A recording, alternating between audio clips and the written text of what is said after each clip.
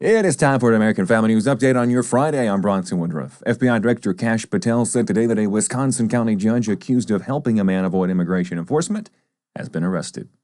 Patel made the announcement in a post on X and said his office believes that Judge Hannah Dugan, quote, intentionally misdirected federal agents away from the subject to be arrested in her courthouse, end quote.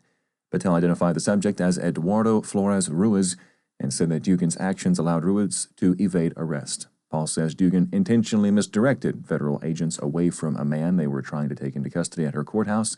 The Justice Department had previously signaled it was going to crack down on local officials who thwart federal immigration efforts. Heads of state and royalty are to start meeting in Rome today for the funeral of Pope Francis, set to be held in the Vatican's St. Peter's Square. President Trump and Argentine President Javier Milei are some of the leaders arriving today. Today is the last day Argentine Pope is to lie in state in St. Peter's Basilica before his coffin is sealed in the evening in preparation for his funeral Saturday. The Vatican said 1,300 delegations are confirmed, including 50 heads of state and 10 reigning sovereigns. By this morning, more than 128,000 people had filed past Francis's open coffin to pay their respects.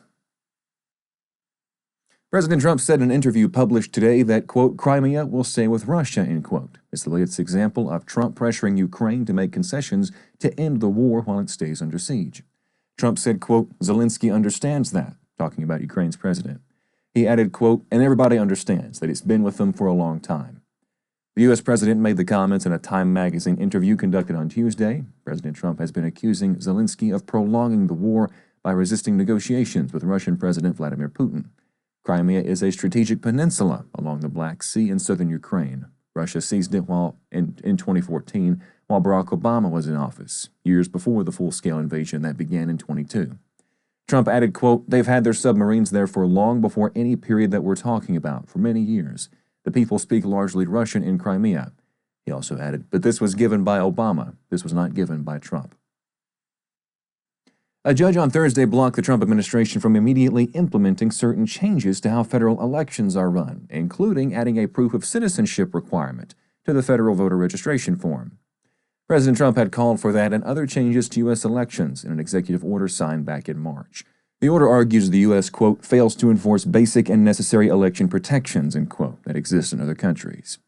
U.S. District Judge Colleen Kollar-Kotelly in Washington sided with Democrats and some other groups. Kollar-Kotelly granted a preliminary injunction, meaning that the citizenship requirement cannot move forward while the lawsuit plays out.